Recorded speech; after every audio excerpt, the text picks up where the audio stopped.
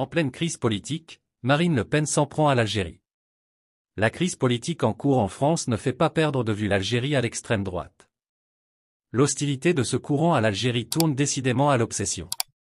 Marine Le Pen, chef de file du Rassemblement national, directement responsable du blocage institutionnel dans lequel se trouve son pays, ne s'est pas empêché de sortir le bouc émissaire habituel, l'Algérie, à laquelle sont imputés tous les maux de la France.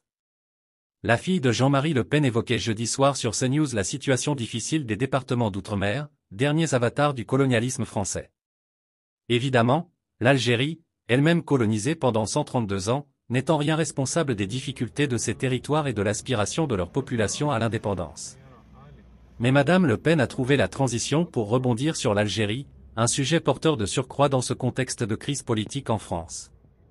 Selon la finaliste des 2 dernières présidentielles, l'argent que, selon elle, la France donne à l'Algérie, devrait être destiné aux départements d'outre-mer. Elle a cité la Chine, l'Algérie et les Comores parmi les récipiendaires de l'aide française au développement. On en donne à l'Algérie qui nous crache au visage en permanence, a-t-elle dit. Marine Le Pen a évidemment fait du réchauffé et repris sciemment une affirmation que tout le monde en France et en Algérie sait fausse. Cette histoire d'aide française à l'Algérie a été sortie en septembre dernier par Sarah Knafo, députée européenne de l'autre parti extrémiste français, Reconquête. La parlementaire avait soutenu que la France fournissait chaque année 800 millions d'euros à l'Algérie au titre de l'aide au développement. Des médias français sérieux, comme TF1, avaient enquêté et démontré que le chiffre avancé par Knafo était exagéré. Le vrai chiffre c'est 800 millions d'euros sur 5 ans, de 2017 à 2021, et non annuellement. L'Algérie a saisi la justice française pour diffusion de fausses informations. La plainte a été classée sans suite par le parquet de Paris qui a toutefois reconnu que l'affirmation de l'eurodéputé est insuffisamment vérifiée et plutôt imprécise.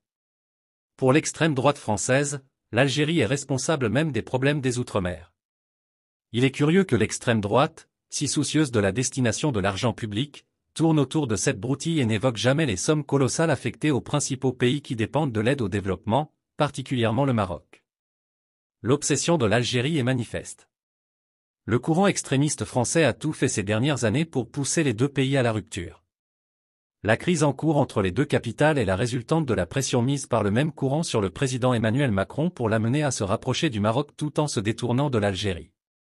Le président français a fini par céder fin juillet dernier en reconnaissant la souveraineté marocaine sur le Sahara occidental. Pendant tout l'été, l'Algérie a constitué un thème des campagnes pour les élections européennes et législatives.